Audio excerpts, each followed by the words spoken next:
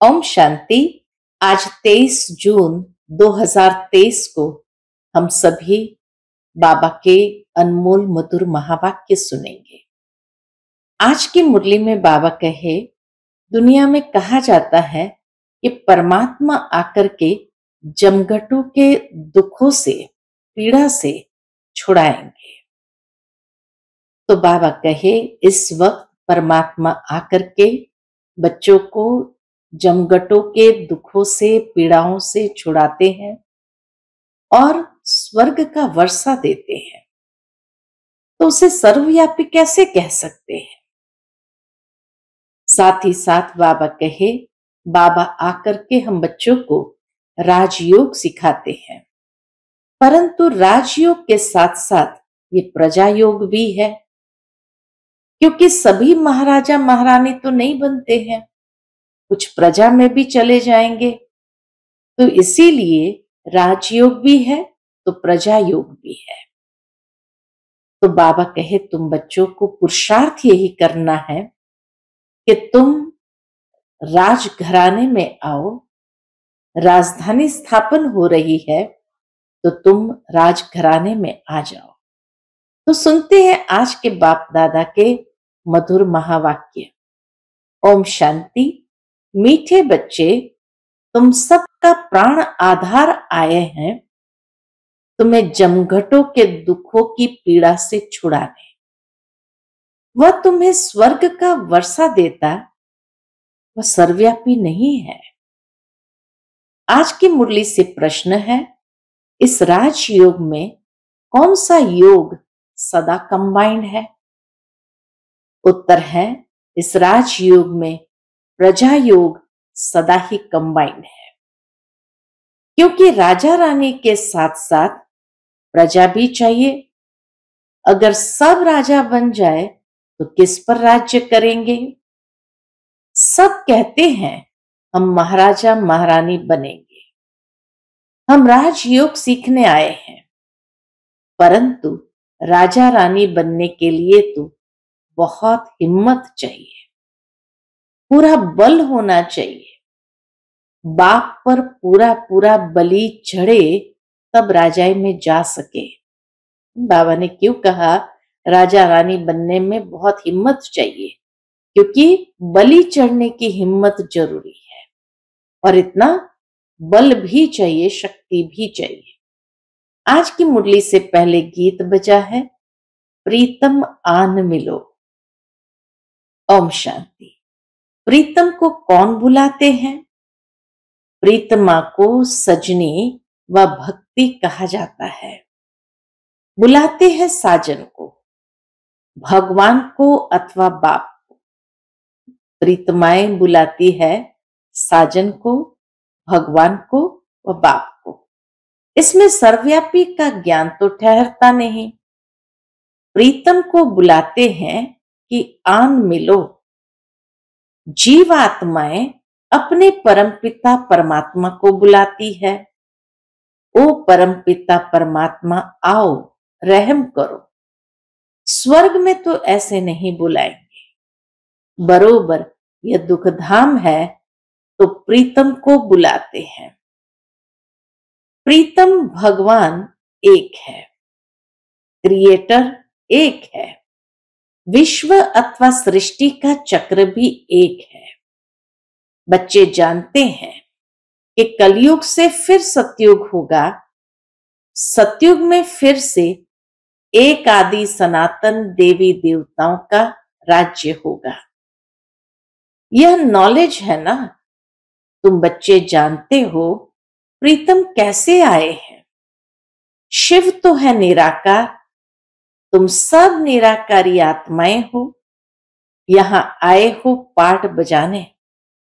अब निराकार बाप कैसे आया? राजयोग किसने सिखलाया? श्री कृष्ण तो सतयुग स्थापन करने वाला नहीं है, उनको रचयिता नहीं कहेंगे।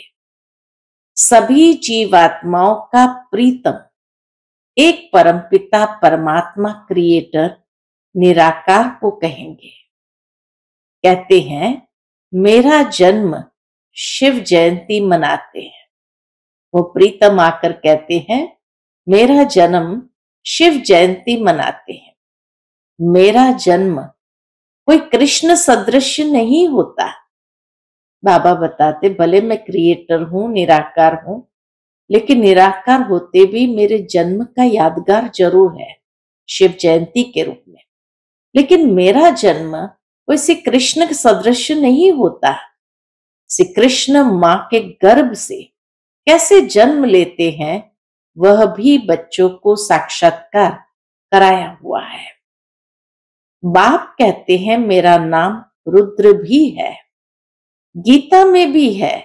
यह है रुद्र ज्ञान यज्ञ अथवा शिव का रचा हुआ यज्ञ।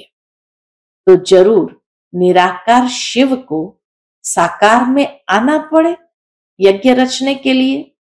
बाप बैठ समझाते हैं, इस गीत के 2 अक्षर से ही सर्वव्यापी का ज्ञान निकल जाता है।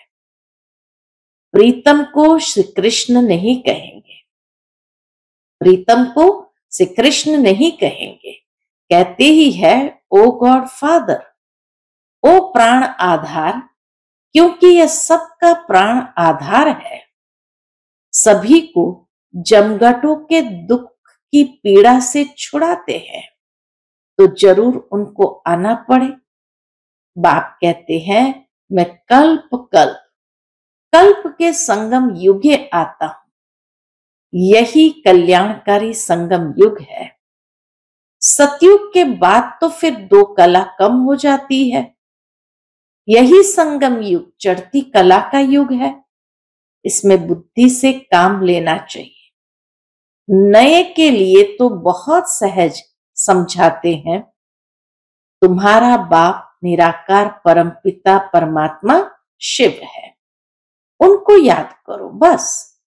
और गुरु गोसाई आदि के मंत्र सब है भक्ति मार्ग के।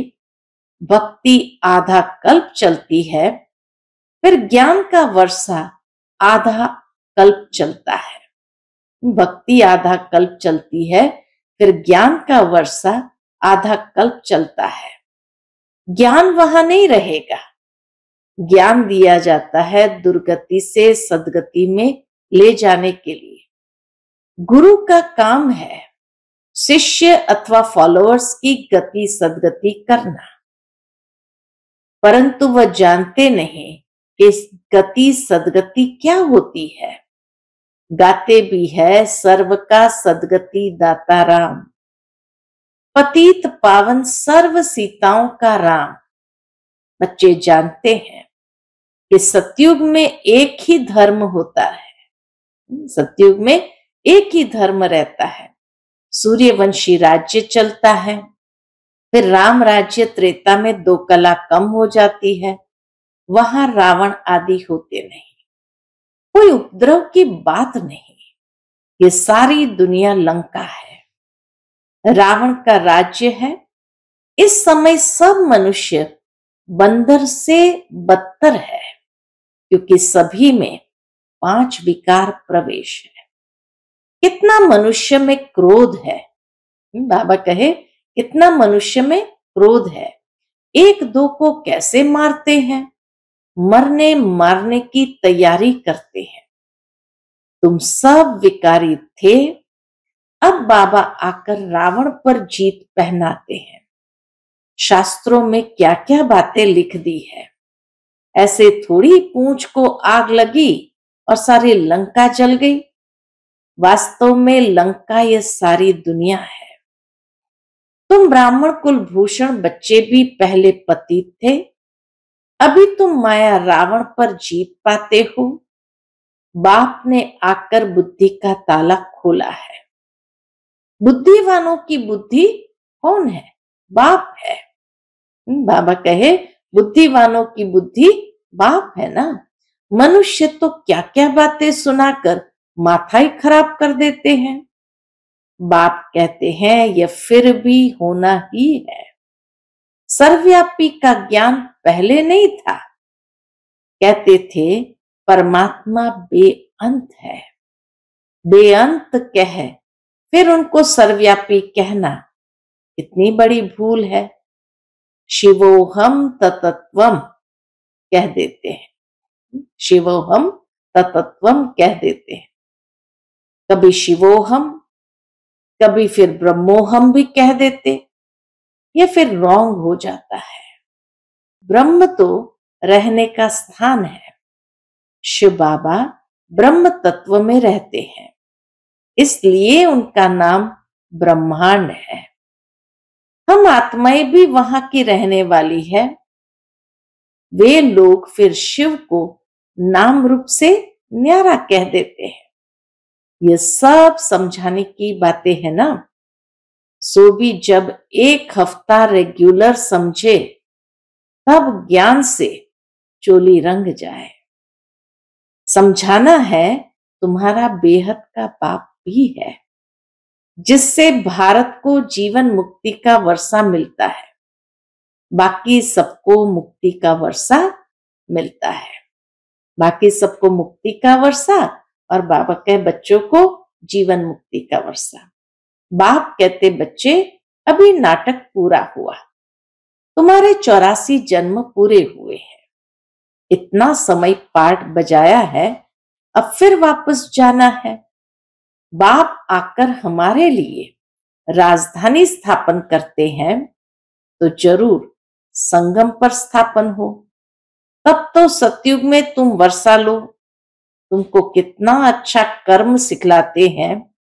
लक्ष्मी नारायण ने क्या किया जो ऐसे ऊंच बने?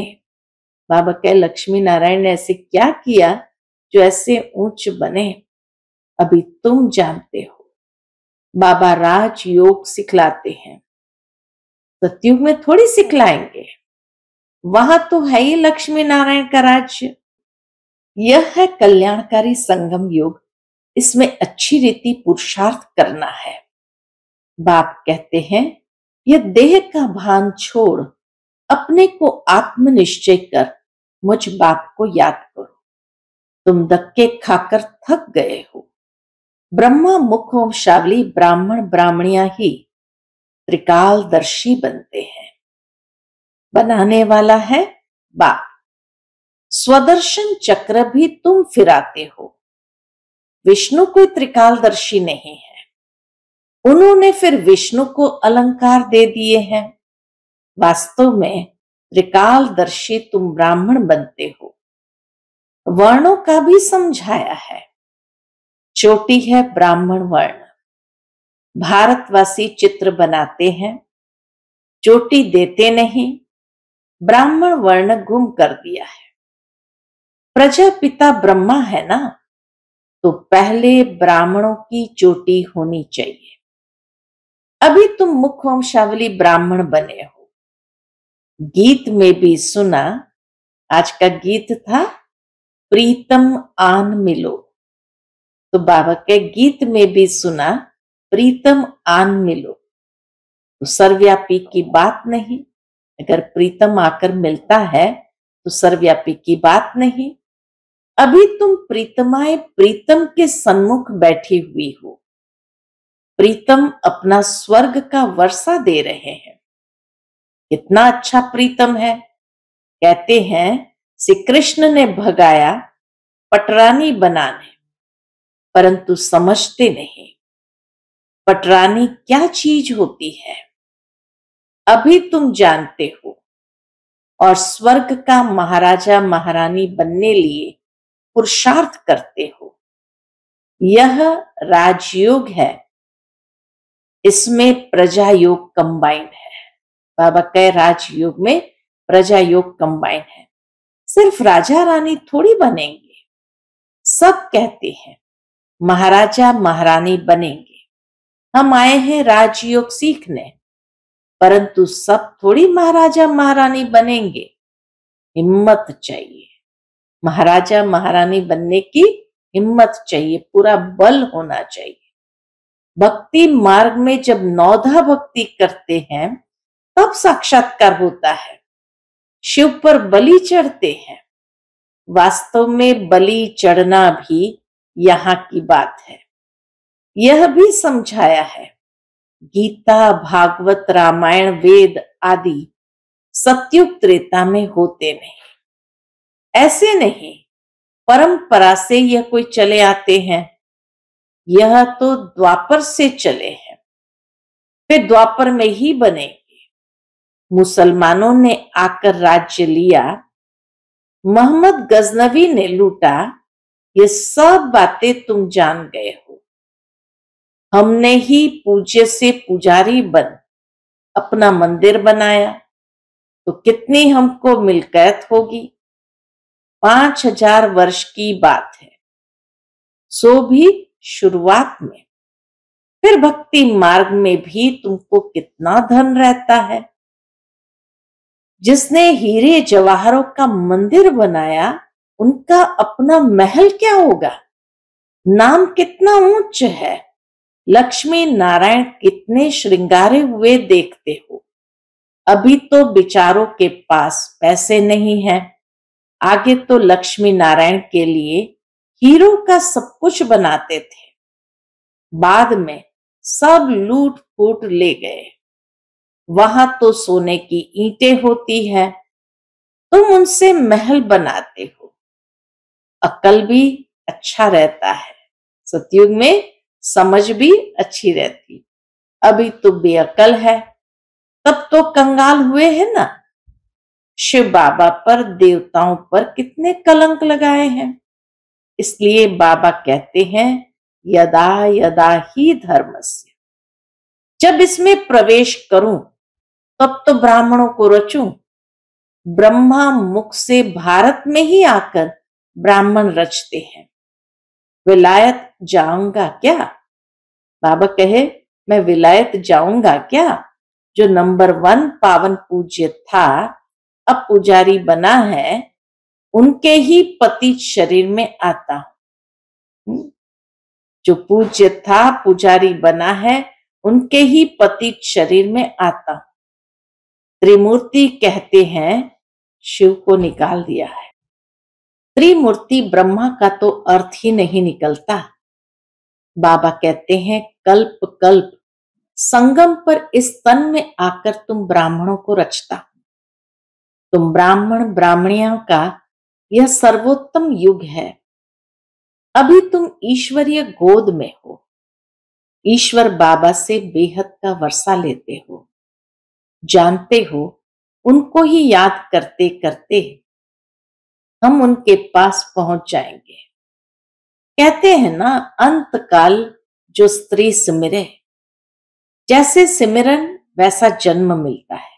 अंतिम समय जिसकी याद होगी, वहीं जाकर के जन्म मिलेगा। यह है अंत काल का समय। तुमको बाप बैठ समझाते हैं। इस समय मुझ बाप को ही याद करना है। देही अभिमानी भव, अशरीरी भव। अपने को आत्मनिश्चय कर मुझ परमपिता परमात्मा को याद करो। एक जगह निष्ठा में नहीं बैठना है। बच्चे तो चलते फिरते उठते बैठते बाप को याद करते हैं ना। बेहद का बाप कहते हैं, और सभी से बुद्धि निकाल माम एकम याद करो। इसी में मेहनत है। 84 जन्म लिए, अब ये अंतिम जन्म है। तुम बाप के बने हो, तो उसने ही कितने मीठे नाम दिए। बाबा ने संदेशी द्वारा नाम भेजे। वहां बहुत अच्छे अच्छे नाम होते हैं। सतयुग में बहुत अच्छे अच्छे नाम होते हैं। फिर भी वही नाम पढ़ेंगे तो कल्प पहले पढ़े होंगे। सर्वव्यापी का अर्थ भी समझाना चाहिए ना। सब भक्त भगवान है, तो फिर उनको मिलेगा क्या? कुछ भी नहीं। अभी तुम ईश्वरीय गोद में हो। ईश्वरीय गोद से तुम ब्राह्मण बनते हो। शूद्र वर्ण खत्म हुआ। यह वर्ण है ही तुम भारतवासियों के लिए। तुम जानते हो, हम शूद्र वर्ण से ट्रांसफर हो ब्राह्मण धर्म में आए हैं। ब्राह्मण ब्राह्मणियां वही बनेंगे जो कल्प पहले बने थे। झाड़ वृद्धि को पाता जाता है। कितनी अच्छी अच्छी बातें बच्चों को सुनाते हैं। परंतु माया का तूफान लगने से अच्छे अच्छे बच्चे भी गिर पड़ते हैं। युद्ध तो है ना, तुम सर्वशक्तिमान के बच्चे हो, तो माया भी कम नहीं है। बाबा सावधान करते हैं कि तुम भले सर्वशक्तिमान के बच्चे हो, तो माया भी कम नहीं है। आधा कल्प रावण का राज्य है। इस समय माया भी जोर से पछाड़ेगी। इसको तूफान कहा जाता है। हनुमान का मिसाल है ना। बाबा कहे तुमको माया के कितने भी तूफान आए, परंतु हिलना नहीं है, सदैव हर्षित रहना है। जो हिलता है तो नेचुरल है, उनकी खुशी गायब हो जाती। इसलिए बाबा कहे सदैव हर्षित रहना है। जितना रुस्तम बनेंगे उतना माया जोर से वार करेगी, देखेगी लायक है व नहीं। कहते हैं बाबा हमने तो काला मुंह कर दिया। काला मुंह हुआ बस बुद्धि को ताला लग जाएगा, धारणा होगी नहीं, क्योंकि बाबा को कलंक लगा है ना। लौकिक बाप भी कहते हैं ना तुम कुल कलंकित हो। बाबा समझाते हैं तुम कभी भी कुल कलंकित नहीं बनना। बाप परमधाम से आए हैं तुमको पढ़ाने। भगवान वाच मैं राजाओं का राजा बनाने आया। राजाई जरूर स्थापन होगी।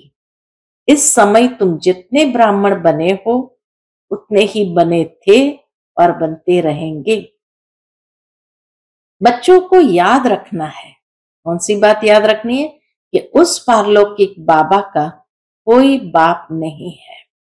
वह है ही सुप्रीम नॉलेजफुल, मनुष्य सृष्टि का बीज रूप चैतन्य, पतित पावन, रहमदिल, नॉलेजफुल, ब्लिसफुल।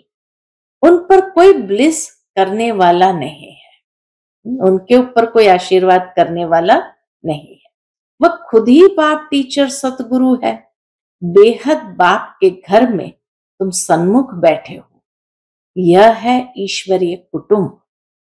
वृद्धि को पाते जाएंगे। 84 का चक्र भी बुद्धि में याद है।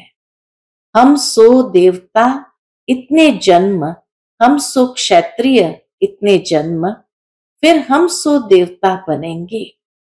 माया दुखधाम बनाती है, बाप आकर सुखधाम बनाते हैं। इतना सहज है। खूब पुरुषार्थ करना चाहिए। अब का पुरुषार्थ कल्प कल्प के लिए तुम्हारा पुरुषार्थ बन जाएगा। कहेंगे कल्प कल्पांतर हम ऐसा पुरुषार्थ करते आए हैं। मम्मा बाबा भी पुरुषार्थ करते हैं। यही फिर पूज्य सो देवी देवता लक्ष्मी नारायण बनेंगे। श्रीमत पर हम श्रेष्ठ ते श्रेष्ठ बनते हैं। अच्छा, मीठे मीठे सिक्के लदे बच्चों प्रति माता पिता बाप दादा का याद प्यार और गुड मॉर्निंग। रूहानी बाप की रूहानी बच्चों को नमस्ते। हम सभी रूहानी बच्चों की रूहानी माता पिता बाप दादा को याद प्यार गुड मॉर्निंग और नमस्ते। नमस्ते, शुक्रिया बाबा, शुक्रिया। आज की मुरली से धारणा का मुख्य सार है। पहली पॉइंट, इस अंत काल के समय में एक बाप को ही याद करने का अभ्यास करना है, अशरीरी बनना है। दूसरी बात, कभी भी कुल कलंकित नहीं बनना है। माया के तूफानों में हिलना नहीं है, सदा हर्षित रहना है। आज का बाप दादा का मधुर वरदान हम बच्चों के प्रति है। अपने चेहरे रूपी दर्पण द्वारा, अपने चेहरे रूपी दर्पण द्वारा मन की शक्तियों का साक्षात्कार कराने वाले योगी तू आत्मा भव। अपने चेहरे रूपी दर्पण द्वारा मन की शक्तियों का साक्षात्कार कराने वाले योगी तू आत्मा भव। जो मन में होता है उसकी झलक मस्तक पर जरूर आती है। ऐसे नहीं समझना कि मन में तो हमारे बहुत कुछ है, लेकिन मन की शक्ति का दर्पण चेहरा अर्थात मुखड़ा है। कितना भी आप कहो हमारा योग तो बहुत अच्छा है, हम सदा खुशी में नाचते हैं, लेकिन चेहरा उदास देख कोई नहीं मानेगा। पा लिया इसी खुशी की चमक चेहरे से दिखाई दे, खुश्क चेहरा नहीं दिखाई दे, खुशी का चेहरा दिखाई दे, तब कहेंगे योगी तू आत्मा। आज का स्लोगन है, जब सरल स्वभाव, सरल बोल, सरलता संपन्न कर्म हो, तब बाप का नाम बाला कर सकेंगे। जब सरल स्वभाव, सरल बोल, सरलता संपन्न कर्म हो, तब बाप का नाम बाला कर सकेंगे। अच्छा, ओम शांति।